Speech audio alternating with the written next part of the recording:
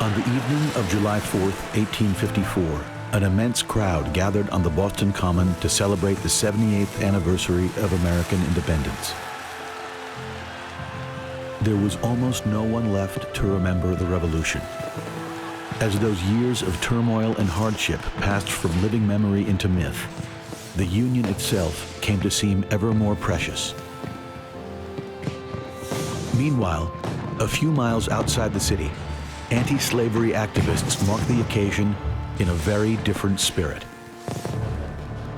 The government is in the hands of the party demagogues who are the tools of the slave power. Corruption is general. Constitutional restraints are as cobwebs. The representatives are the betrayers of the people. William Lloyd Garrison had been waging war against slavery for 25 years. But tonight, victory seemed inconceivable.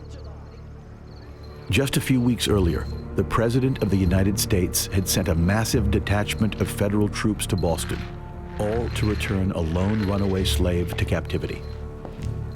For Garrison, it was yet more proof that the Republic itself had been corrupted at birth, its original sin implanted in a founding document written largely by slaveholders.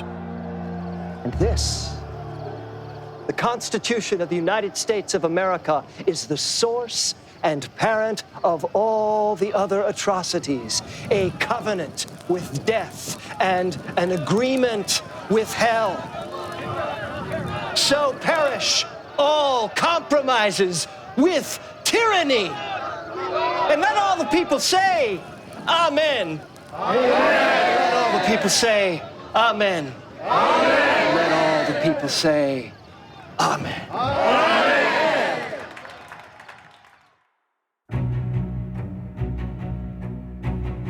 Garrison had launched his crusade in 1829. Since then, the slave population of the United States had doubled to 4 million. The Compromise of 1850 had strengthened the grip of slaveholders over the federal government and introduced the notorious fugitive slave law. And now, a new battleground was opening up on America's western frontier. Northerners and Southerners had come to believe that the nation's destiny would be determined there, as new territories were admitted to the Union as either slave or free states. In 1855, the flashpoint was Kansas. Partisans on each side of the struggle perceived a mortal threat. Whichever way Kansas went, the territories further west would likely go the same way. Congress had decided to let the settlers in Kansas decide the question for themselves. The result was mayhem. In the summer of 1855, Kansas has really become the front line in the conflict over slavery. Pro-slavery forces really have the upper hand. They're bullying and intimidating and sometimes killing northern settlers. Many abolitionists wondered if their pacifist ideals were misguided, whether the conflict had entered a new and violent phase. One of them had no doubt.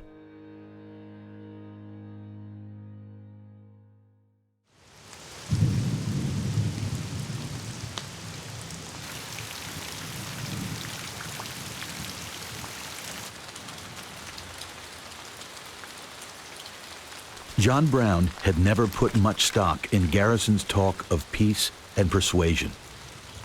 Milk and water abolitionism, he called it. And now, at last, John Brown was on his way to war in Kansas. Over the years, Brown had attracted a network of abolitionist supporters.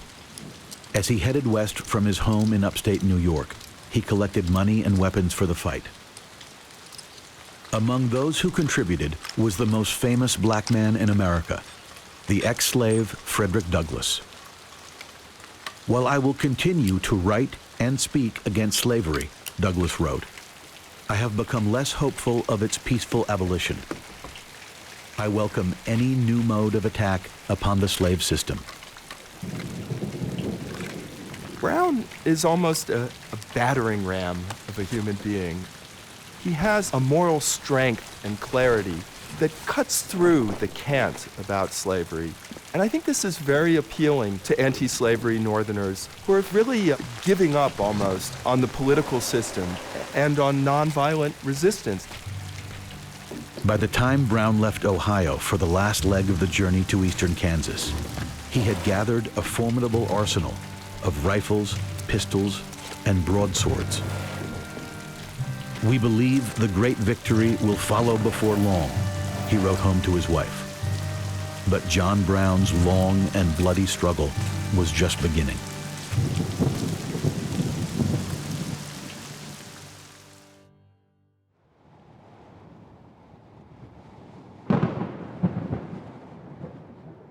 On the 21st of May, 1856, a posse of 800 Southerners surrounded the free soil capital of Lawrence, Kansas. They flew a blood-red flag on which was inscribed "Southern Rights." Over the course of the day, they sacked the town while the inhabitants fled. News of the guerrilla war flaring in Kansas became the talk of the nation. Northerners began sending clothing and food to the embattled free soil settlers. In Washington, anti-slavery Senator Charles Sumner decried the spread of slavery to Kansas and accused Southerners of raping and plundering the Virgin Territory.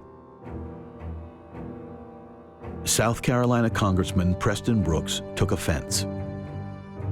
On the floor of the United States Senate, Brooks beat Sumner with the gold head of his heavy cane as Sumner struggled to free himself from his desk. Finally, blinded by his own blood, Sumner collapsed into the aisle and lost consciousness. Brooks continued beating him until his cane broke. Sumner would never fully recover.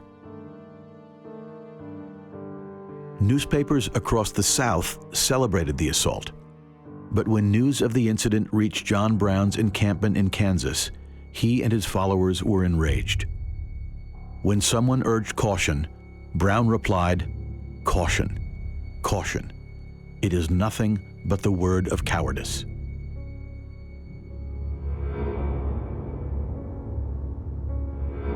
On the night of May 24th, 1856, Brown and 4 of his sons dragged 5 pro-slavery men from their cabins and hacked them to pieces with broadswords. Brown is not simply evening the score in Kansas. He's really also trying to strike terror into the hearts of pro-slavery settlers. This is God's punishment. This is not the punishment of man. They're not going to be hung. They're going to be murdered. They're going to be butchered, because that's Old Testament retribution. Potawatomi scares but also enrages pro-slavery forces who don't need much incitement to violence. They've already been committing it, and now it's let loose the dogs of war. It's at this point that Kansas becomes known as Bleeding Kansas. After the massacre, Brown and his followers hid out in the wilderness, resurfacing occasionally to battle pro-slavery forces. At the beginning of October 1856, he left Kansas for the east to gather more money and weapons. It was on a covert swing through Boston that John Brown finally met William Lloyd Garrison for the first time. The pacifist printer chastised Brown for his role in the Potawatomi killings and insisted that nonviolence was still the only path to victory. Garrison would have been even more wary had he known the full extent of Brown's plans. "I will carry the war into Africa," Brown had told his son. Africa was their code word for the slave-holding South.